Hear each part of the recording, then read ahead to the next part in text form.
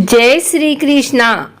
आज मंगलवार के दिन आइए सुनते हैं मंगल देव की यह कथा। व्यास जी ने कहा, एक बार नैमिषारण्य तीर्थ में 80,000 मुनि एकत्र होकर पुराणों के ज्ञाता श्री सूत जी से पूछने लगे, हे महामुनि, आपने हमें अनेक पुराणों की कथाएं सुनाई है। अब कृपा करके हमें ऐसा व्रत और कथा बताएं जिसके करने से संतान की प्राप्ति हो तथा मनुष्यों को रोग, शोक, अग्नि, सर्व दुख आदि का भय दूर हो, क्योंकि कलयुग में सभी जीवों की आयु बहुत कम है। फिर इस पर उन्हें रोग, चिंता के कष्ट लगे रहेंगे तो फिर वह श्री हरि के चरणों में अपना ध्यान कैसे लगा सकेंगे।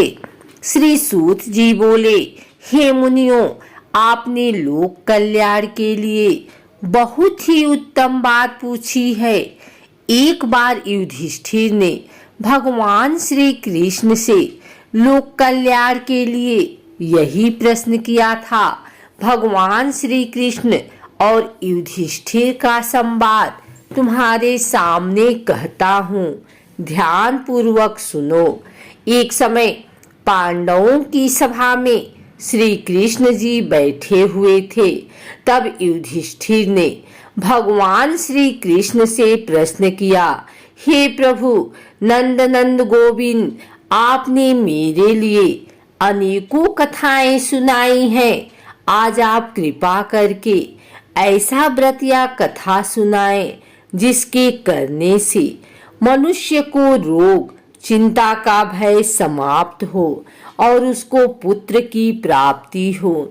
हे प्रभु, बिना पुत्र के जीवन व्यर्थ है। पुत्र के बिना मनुष्य नरकगामी होता है।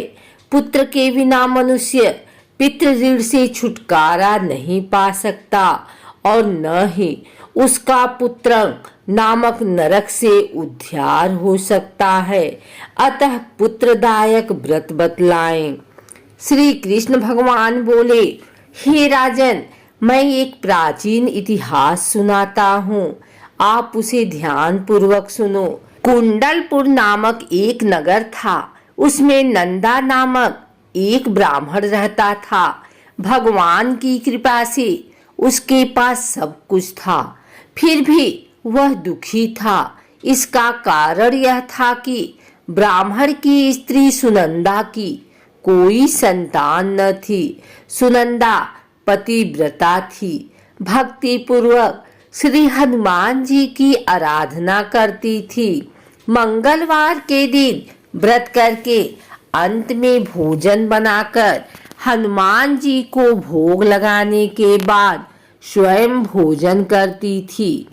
एक बार मंगलवार के दिन ब्राह्मणी गृह कार्य की अधिकता के कारण हनुमान जी को भोग न लगा सकी तो इस पर उसे बहुत दुख हुआ। उसने कुछ भी नहीं खाया और अपने मन में प्रण किया कि अब तो अगले मंगलवार को ही हनुमान जी का भोग लगाकर अन्न जल ग्रहण करूंगी।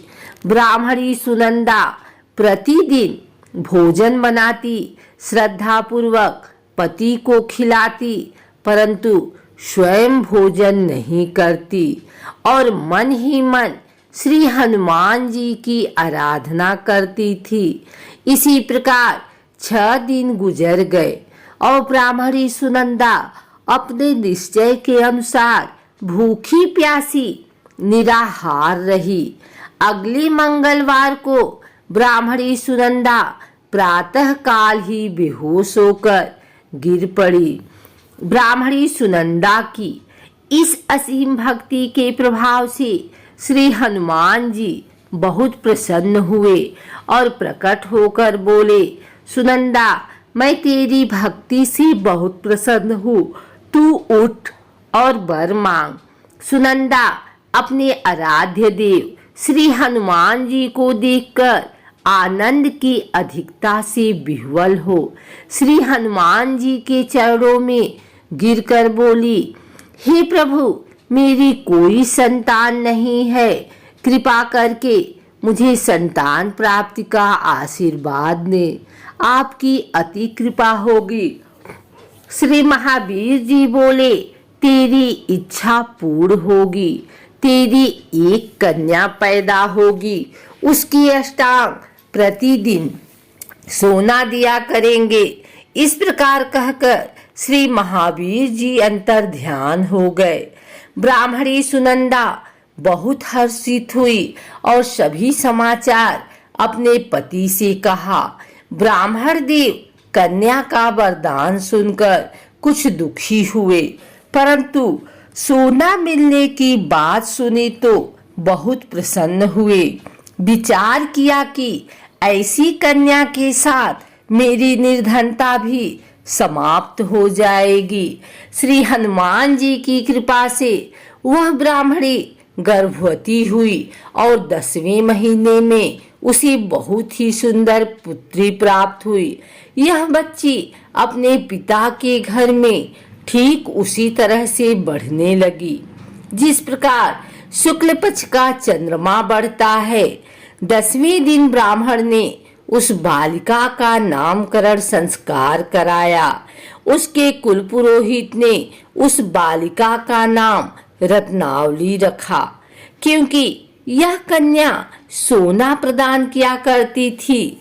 इस कन्या ने पूर्व जन्म में बड़े ही विधान से मंगल देव का व्रत किया। रत्नावली का अष्टांग बहुत सा सोना देता था। उस सोने से नंदा ब्राह्मण बहुत ही धनवान हो गया। अब ब्राह्मणी भी बहुत अभिमान करने लगी थी। समय बीतता रहा। अब रत्नावली 10 वर्ष की हो चुकी थी।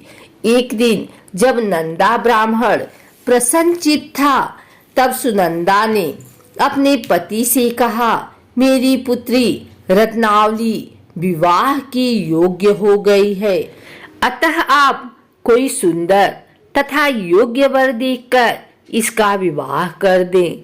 यह सुन ब्राह्मण बोला, अभी तो रत्नावली बहुत छोटी है। तब ब्राह्मणी बोली, शास्त्रों की आज्ञा है कि कन्या 8वें वर्ष में गौरी, 9 वर्ष में राहिणी, 10वें वर्ष में कन्या, इसके पश्चात रजस्वला हो जाती है। गौरी के दान से पाताल लोक की प्राप्ति होती है। राहिणी के दान से वैकुंठ लोक की प्राप्ति होती है। कन्या के दान से इंद्रलोक में सुखों की प्राप्ति होती है। अगर ही पति देव रजस्वला का दान किया जाता है तो घोर नरक की प्राप्ति होती है। इस पर ब्राह्मण बोला, अभी तो रत्नावली मात्र 10 ही वर्ष की है और मैंने तो 16-16 साल की कन्याओं के विवाह कराए हैं, अभी जल्दी क्या है। तब ब्राह्मणी सुनंदा बोली, आपको तो लोभ अधिक हो गया लगता है। शास्त्रों में कहा गया है कि माता पिता और बड़ा भाई रजस्वला कन्या को देखते हैं तो वह अवश्य ही नरकगामी होते हैं। तब ब्राह्मण बोला, अच्छी बात है, कल मैं अवश्य ही योग्य वर की तलाश में अपना दूत भेजूंगा। दूसरे दिन ब्राह्मण ने अपने दूत को बुलाया और आज्ञा दी कि जैसी सुंदर मेरी कन्या है, वैसा ही सुंदर वर उसके लिए तलाश करो। दूत अपने स्वामी की आज्ञा पाकर निकल पड़ा। पंपई नगर में उसने एक सुंदर लड़के को देखा। यह बालक एक ब्राह्मण परिवार का बहुत गुणवान पुत्र था। इसका नाम सोमेश्वर था। दूत ने इस सुंदर व गुणवान ब्राह्मण पुत्र के बारे में अपने स्वामी को पूर्ण विवरण दिया। ब्राह्मण नंदा को भी सोमेश्वर अच्छा लगा और फिर शुभ मुहूर्त में विधि पूर्वक कन्यादान करके ब्राह्मण ब्राह्मणी संतुष्ट हुए, परंतु ब्राह्मण के मन तो लोभ समाया हुआ था। उसने कन्यादान तो कर दिया था, पर वह बहुत खिन्न भी था। उसने विचार किया कि रत्नावली तो अब चली जावेगी और मुझे इससे जो सोना मिलता था वह अब मिलेगा नहीं। मेरे पास जो धन था कुछ तो इसके विवाह में खर्च हो गया और जो शेष बचा है वह भी कुछ दिनों पश्चात समाप्त हो जाएगा।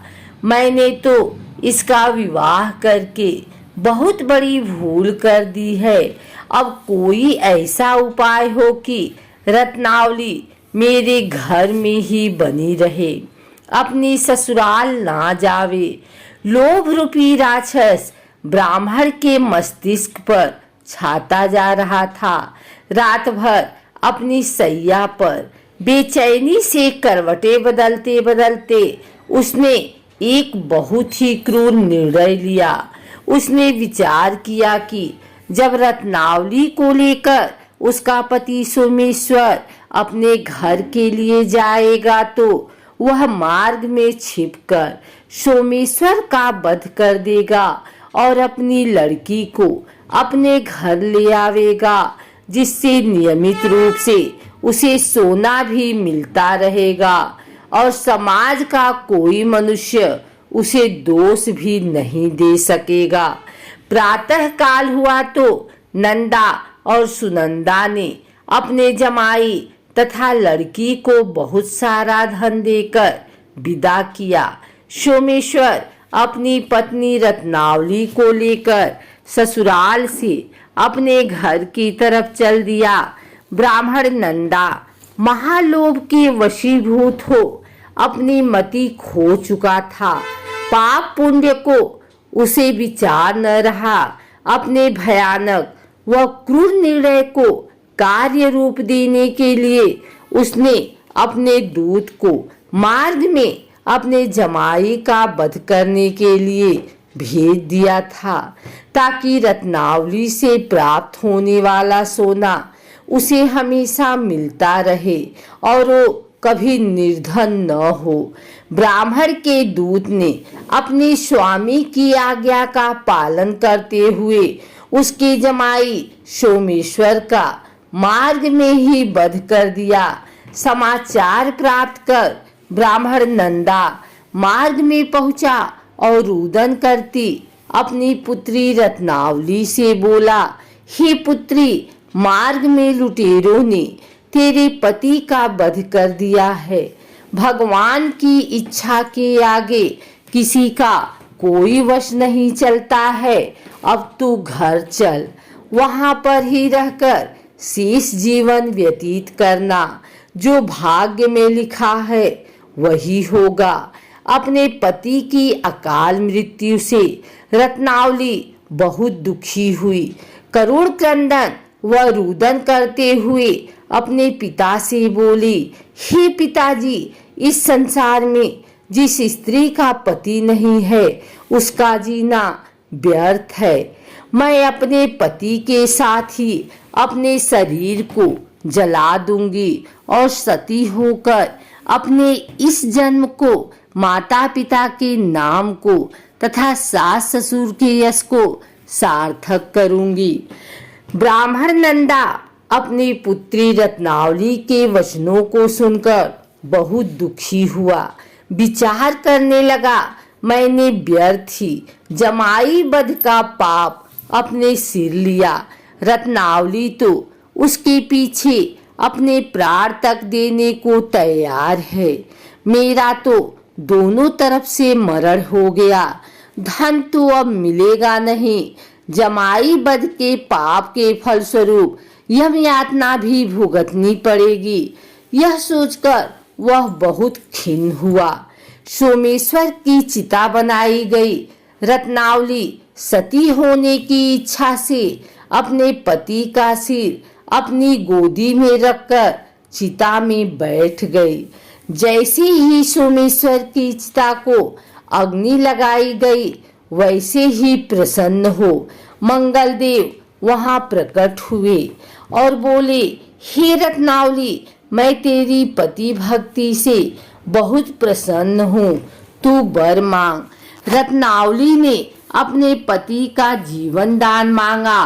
तब मंगल देव बोले, रत्नावली, तेरा पति अजर अमर है, यह महाविद्यवान भी होगा और इसके अतिरिक्त तेरी जो इच्छा हो वर मांग। तब रत्नावली बोली, हे ग्रहों के स्वामी, यदि आप मुझ पर प्रसन्न हैं तो मुझे यह वरदान दीजिए कि जो भी मनुष्य मंगलवार के दिन प्रातः काल लाल पुष्प लाल चंदन से पूजा करके आपका स्मरण करे, उसको रोग व्याधि न हो, स्वजनों का कभी वियोग न हो, सर्प अग्नि तथा शत्रुओं का भय न रहे। जो स्त्री मंगलवार का व्रत करे वह कभी विधवा न हो, अपने पति को पुनः प्राप्त कर बहुत प्रसन्न हुई और मंगल देव का व्रत प्रत्येक मंगलवार को करके व्रतराज और मंगल देव की कृपा से इस लोक में सुख ऐश्वर्य को भोगते हुए अंत में अपने पति के साथ स्वर्ग लोक को गई।